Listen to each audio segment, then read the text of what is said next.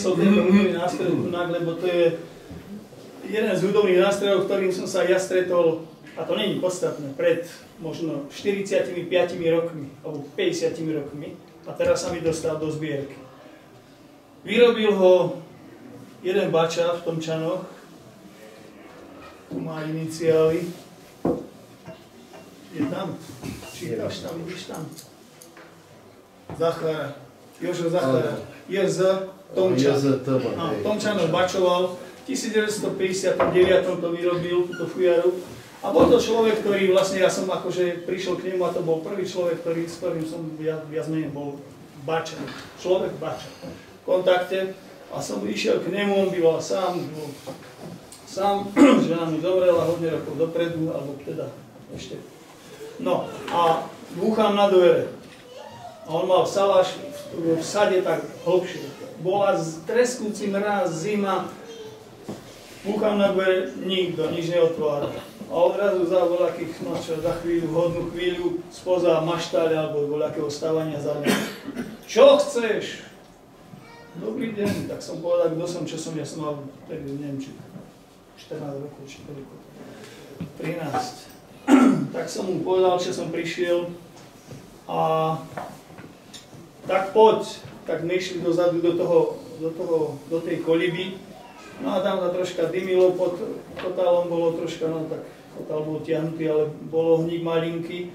A môj zrak tomu človeku takto, ako teraz na tie čižmy, na tie topánky sa dívam, mal v tom treskúcom mraze, no minus 20 bolo určite. Mal krpce na nohách, omotané handrámi, myslím, nohu, ohnúcami, v krpcoch a odzadu slamu vystlané krpce, lebo vždy sa krpce robili väčšie. Nie ako dneska na parádu, keď niekto má ale to je veľké.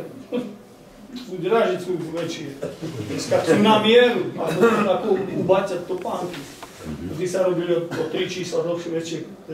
Lebo sa vystlali slamou, dobre, ražnou slamou, a sa dívam na to, Kujko, a vám nie je na tom, v tom zima? Hovorí, že nie. Ale ako som takto bol taký zahrúžený, mi hovoria, čo si vlastne prišiel? No tak som mu začal o tých fujarách a tak túto fujaru vytiahol spoza kotála a že mi zahral mi na nej. Na veky ale. Nech sa páči. Zahral mi na tej fujare, no a odložil. A bol po muzike, hej.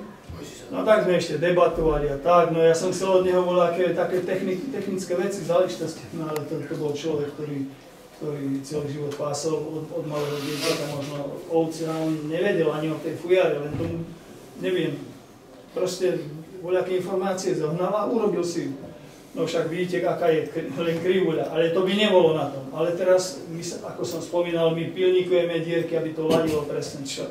On vedel, kde sa voľaké dierky. Tak si zababral pazúry, kde si hrebe a priloží k sebe tam, kde ho tlačí, urobil diery. A teraz si predstavte, aha, keď je takto, je fujara, no tak tie dve diery sú takto, ale teraz si predstavte, výrobcovia najmä, takýto kus, aha, stredná a spodná, a vrchná je len toľkoto. A tu je toľko. A dovolím si tvrdiť, že na tej fujare sa nebudem hanbiť, alebo sa dá perfektne parádne hrať. No nebudeme samozrejme sa veľmi dívať na ladiacu stránku. Čiže ladí to ozaj vzhľadom k tomu, že je to tak, ako to je. Keby si nám aj zahral na dane. Áno, zahrám. Len čo Ľubko v fujari vykúzli pár tónov. Zachveje sa duša človečika, ako lístie v korunách stromov. I nesú sa zvuky horami, rezké, bôľne, ťahavé. Tu šuhaj s klobúčikom vyskočí, držiac si ho myško na hlave.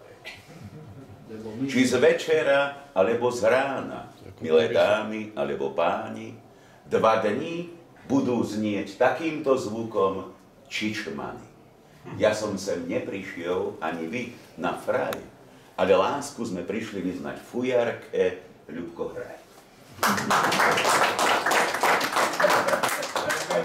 Doktor Martin Kopol. Doktor povie.